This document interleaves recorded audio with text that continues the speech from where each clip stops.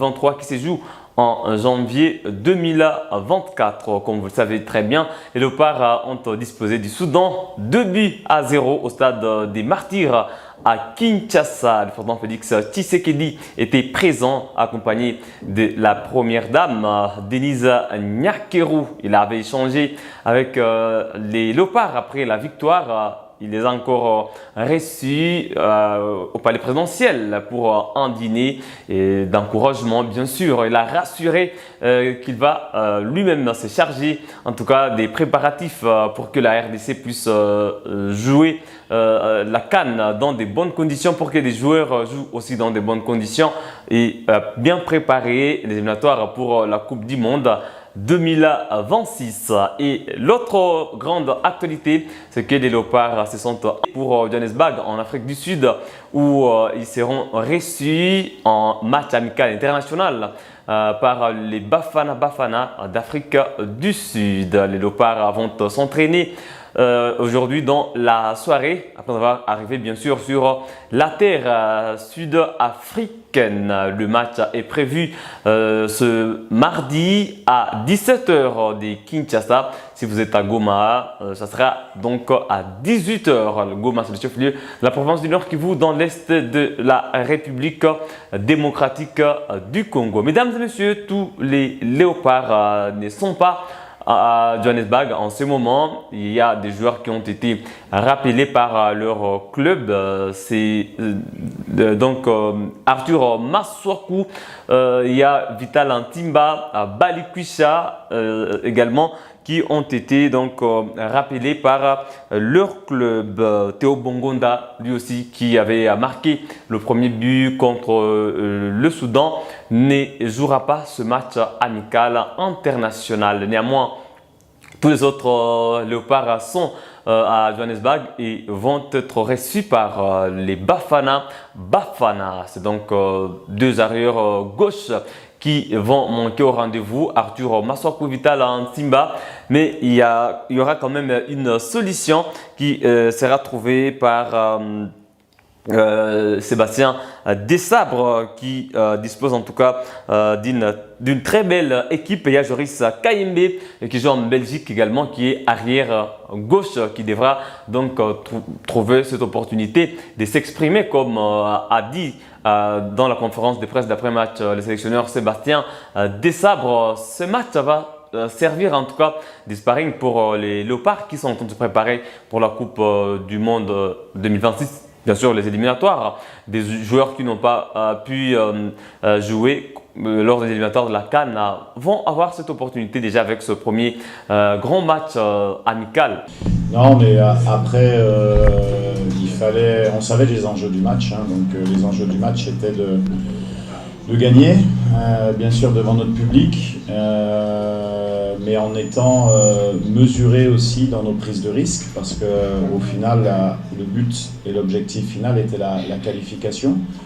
Sur ce point-là, je peux comprendre qu'il y ait un peu de frustration de la part des supporters, parce qu'on a réussi à marquer assez tôt dans la rencontre, et après voilà, on a attendu que cette équipe qui s'était bien regroupée et très bien organisée tactiquement puisse sortir, parce que voilà, donc c'est vrai qu'on a eu beaucoup de possessions, on va dire stériles, mais tant qu'on avait le ballon, on prenait pas de but, et puis on savait qu'à un moment donné, avec l'obligation du Soudan de gagner pour se qualifier, ils allaient ouvrir tactiquement. C'est ce qui s'est passé, puisqu'ils sont passés à 4 sur les dernières minutes, et c'est à ce moment-là qu'on a eu les occasions pour mettre le deuxième but, et ça a été fait. Donc non, c'est un match qu'on a bien géré, qui c'est jamais facile devant le public, parce qu'il y a une obligation de résultat. Mais dans la gestion, j'ai trouvé que les garçons sont à féliciter. Ça, c'est le premier point. Et puis, le deuxième point, ils sont à reféliciter aussi, parce qu'on a démarré ces qualifications avec 0 point, dernier du groupe. Et ce soir, on termine premier et qualifié pour la CAN. Ça, c'est un travail qui s'est fait sur une année, puisque je pense que le premier stage avec eux, c'était au Maroc au mois de septembre, l'année dernière. et tout le mérite revient aux joueurs. Vraiment, ce qu'on leur a proposé, si on n'a pas les joueurs qui s'impliquent à 150% à l'image de notre capitaine, à l'image des cadres de l'équipe, ça ne se réalise pas. Donc moi, ce soir, j'ai envie de tirer un gros coup de chapeau à mes joueurs et je suis très très content pour eux. C'est fantastique. C'est fantastique parce qu'on sait qu'on est poussé, qu'il y a de l'ambiance. Il y a eu un faux départ, donc ça fait aussi partie de la réadaptation mentale au niveau des joueurs. Et là-dessus, j'ai de grands professionnels qui jouent dans les grands clubs, donc ils sont capables de gérer ces événements-là. Mais en tout cas, voilà, on est très fiers et c'est ce qu'on se disait dans les vestiaires. Le plus important, c'est que les supporters soient fiers d'être congolais derrière leur équipe de foot, et c'était vraiment l'objectif de mes joueurs. On sent une effervescence autour de l'équipe qui monte crescendo et ça donne encore envie de faire mieux parce qu'on est perfectible bien sûr dans notre jeu, même si on s'est qualifié ce soir. Vous l'avez dit, c'est pas 11 joueurs, c'est un plan de jeu. D'ailleurs, il n'y a pas de remplaçant pour moi, il y a des finisseurs, c'est-à-dire qu'il y a une stratégie qui est mise en place. Ça fait 2 fois qui profite du beau travail de Cédric. C'est pas facile pour un attaquant de jouer dans une interligne de 5 en 5-4-1, c'est difficile, il n'y a pas eu d'espace. Même Gaël n'a pas eu beaucoup d'espace pour les exploiter.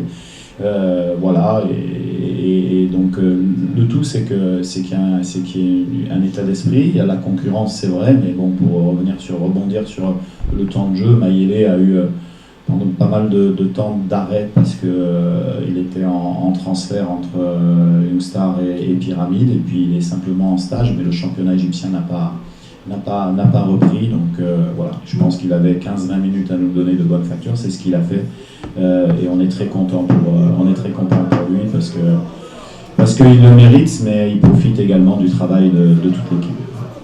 Là, nous, l'objectif de la deuxième mi-temps, c'était, même si c'est difficile à faire, mais c'était de donner un peu le ballon au Soudan pour qu'il vienne sortir quand même, parce qu'on avait du mal à trouver de la profondeur derrière. Donc c'est vrai qu'on a joué beaucoup plus bas, ils ont eu un peu plus de possession, mais c'était un peu l'objectif. Après, ils ont des joueurs rapides, ils sont bien organisés.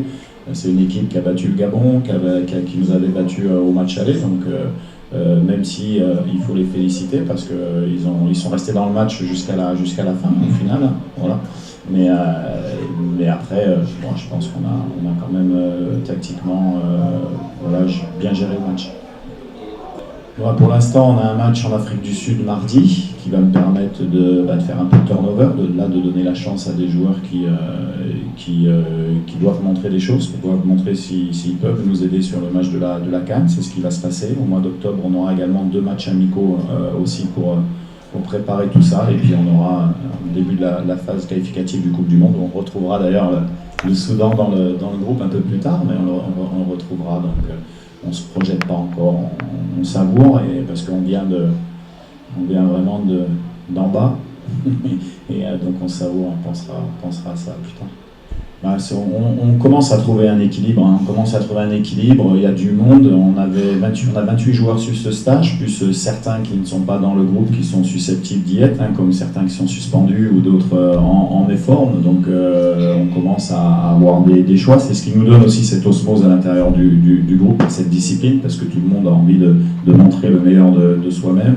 Voilà, je suis intransigeant avec ça, on a le droit des fois de ne pas être bon, c'est pas très grave, mais on doit tout donner tout le temps. Donc, et là-dessus, sincèrement, quand je vois l'attitude des remplaçants et même de ceux qui ont été en tribune ce soir, il y a une famille, il y a une osmose qui s'est créée, donc il y a un équilibre. Après, on verra ce que ça